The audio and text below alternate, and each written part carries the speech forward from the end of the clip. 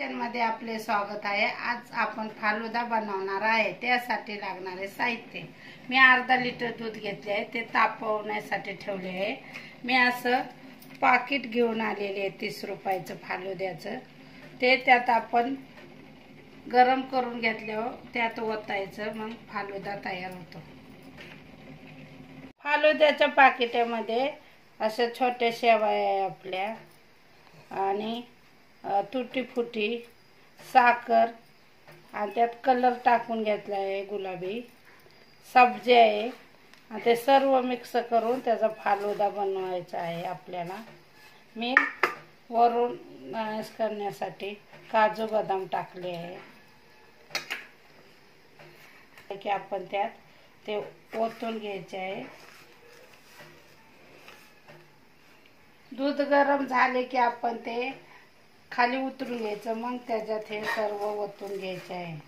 अशा प्रकारे आपलं दूध व्यवस्थित गरम करून झाले। आता आपण त्यात फालुद्याचे साहित्य टाकणार आहे।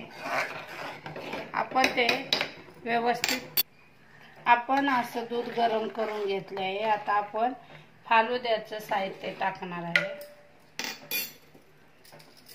साखर, शेवया, तुटी फुटी, सब्जा, हे सर्व आपण ह्याच्यात टाकून घेणार आहे। गुलाबी कलर भी यात थोडा टाकला आहे खायचा।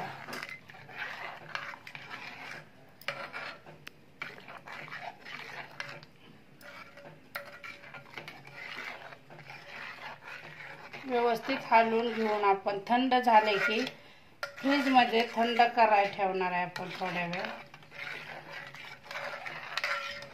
मग आपला फालुदा तयार। आता हे आपण सर्व मिश्रण टाकून घेतले आहे। आता हे 10 मिनिटं आपण असे झाकण लावून ठेवणार आहे थंड होण्यासाठी। अशा प्रकारे आपला फालुदा तयार झाला आहे। ते तुम्ही अशा प्रकारे आपला फालुदा तयार झाला आहे। आपण ते काचेच्या ग्लास मध्ये ओतून घेणार आहे। फ्रीज मध्ये मी थंड करायला ठेवला होता।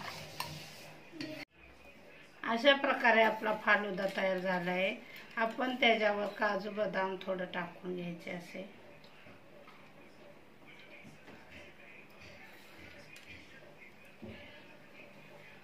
झेंडे किचनची रेसिपी आवडली असेल तर लाईक करा, शेअर करा, सबस्क्राइब करा, बेल आयकॉन दाबण्यास विसरू नका। धन्यवाद।